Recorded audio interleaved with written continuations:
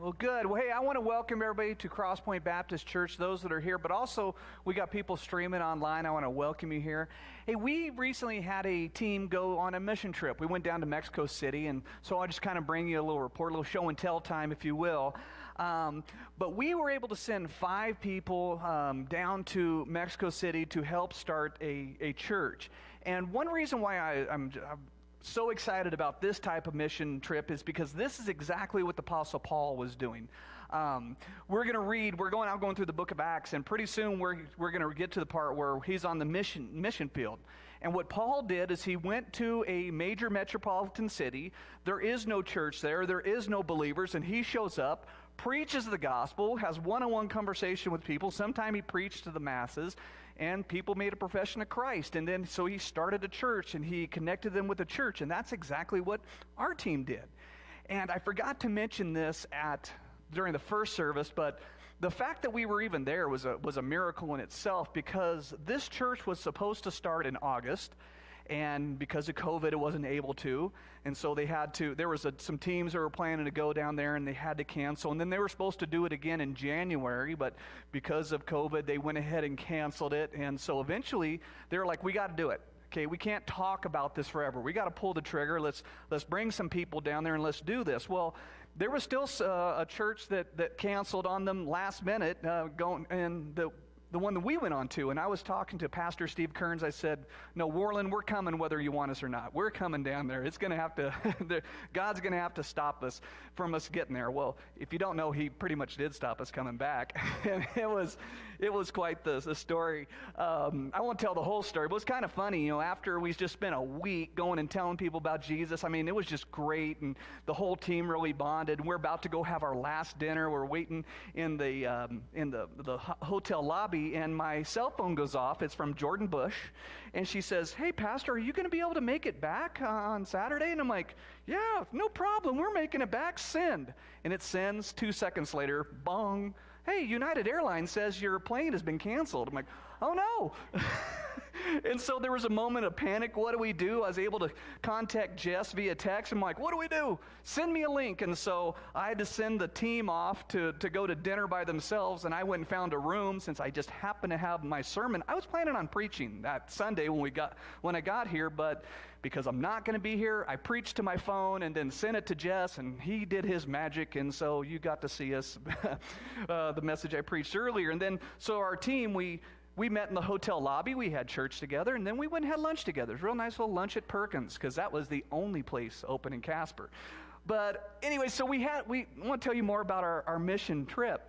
And the very fact that we were able to have any interaction was another miracle from God, because the week before we got there, they were still on lockdown.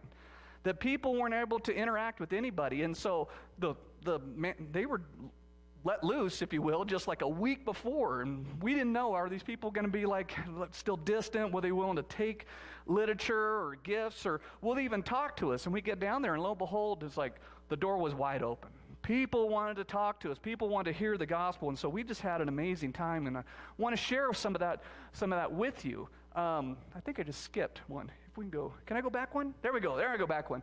This is day 0, if you will, of the church. I mean, they haven't even had any people in the congregation. they've been having small group Bible study via Zoom for some time, and I think there's a couple people that have been meeting via Zoom. But so this is us, some of our teammates. You can see Vicki and McKenna up there in the upper right corner, and then you see Lauren there. Just got to enjoy church, and we're singing praises in Spanish, but yet they're songs that we know, and so it was just amazing time. So then the plan was go out and just talk to people, and so this is our team before we went out. You meet together and pray, and then just go tell people about Jesus, because right on the other side of this fence here, there's a big old park, and so we were just doing that. Here's one of Frank's good. Is Frank with us this morning? Where are you at, Frank? Oh, he was at the morning service. But this was an incredible park because there's all these park benches and people are there and our team's going around. Well, Frank was standing here talking to this guy for the longest time. I'd go talk to somebody, then come back, and Frank's still talking to that guy and talk to somebody else and come back. Frank spent like an hour with that guy. And then I'm passing by and all of a sudden he's making a profession of Christ. And so it's just amazing experience. And then, so here's one, Vicky, out there being a little soul winner, telling people about Jesus with her interpreter, Samantha. And let me tell you, you make some great friendships with your interpreter because you spend so much time with them telling people about Jesus. And then here's my daughter. It's like, I'm not crying. You're the one that's crying now. It's not me. But anyways, we would go out and we'd tell people about Christ. And so they were trying to keep track. And there was one time that, we come back. How many people did you talk to? And for me, it's like, I talked to 5 people or 6 people. How many professions of Christ? And like, 3, maybe 4. This one, hey, McKenna, how many people talked to? 12. How many professions of Christ? 11. I'm like, man, I need to step up my game because holy cow, she was just a soul winner. I couldn't be more proud of her. And just going around the park, just taking time. There's Frank talking to somebody on the street. And here's Lauren. Lauren left, so I'm really going to brag on Lauren since he's not here to stop me. But if you don't know Lauren is like the most quiet, shy guy in the whole world. But yet, he was one of the first ones. He says, I'm going to Mexico. And so he goes with us down there. And there was one time, because it's Mexico City. There's 9 million people? I forget. There's a lot. I think I figured like 18 times the population of Wyoming. That's what's in the city. But so there's so many people, but there's a lot of people that speak English. And at one point, Lauren ran into somebody that spoke perfect English. And so the interpreter turned him loose and said, here you go. And he did. And it was just amazing. He was just every question, every anything. And so Lauren was quite the rock star. And we didn't just, a lot of times you go on these trips and it's just share the gospel. And the pastors down there, they really wanted to make a good experience for us, so they let us do the touristy things. Here's a little bit of our touristy things. There's these canal systems there, and we got to ride the boats and then go shopping. And so, it was a great time. I think everyone will admit we got to talk to each other, and look at that girl. I know that girl. Had a great time. And not only that, but we ate well too. This was the ice cream shop that was a good 1 block from our hotel room. And so every night, hey, can we get ice cream? Of course we can get ice cream. Let's go get ice cream. It's like 60 cents. Let's do that. Yeah.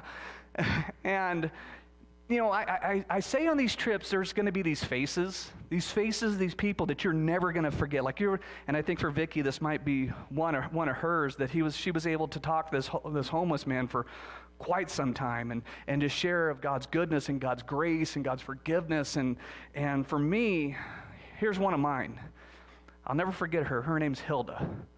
And she was on this park bench and walk up and just start talking to her about Jesus. And I remember my translator, Patty, she turned to me and she said something to her. And so I just launched into this sermon, if you will, of John chapter 4, the woman at the well. And I remember you can just see the tears start flowing out of her face to the point where her mask is wet. And she made one of the most genuine professions of Christ of anybody that I've ever met in my entire life. And so, I don't know for sure if it's true or not. That's between her and God. But I have to believe there's going to come a day where I'm walking on the streets of heaven and I'm going to meet this girl. And it's Hilda. You're the gal I spoke to in Mexico City. And so you get to have these interactions with people where you get that blessing where like, I think I'm going to see them in heaven someday. We're going to get to spend eternity with them. And so this next one, here's just an example. Is like this McKenna sharing the gospel with her. Black. I'm standing closer to the speaker, so it's hard to hear what she's saying, but just walk up to random people and talk to them about Christ. And her translator, Koki, is just an absolute rock star. He's amazing. And just going around, and there's just an endless number of people that want to hear the gospel. There's one of the pastors with this organization. He said that he truly believes that there is more people that want to hear the gospel than there are people that are willing to go and share it. And so just an unending amount of people. We could be down there for 50 years and just never run out of people to tell about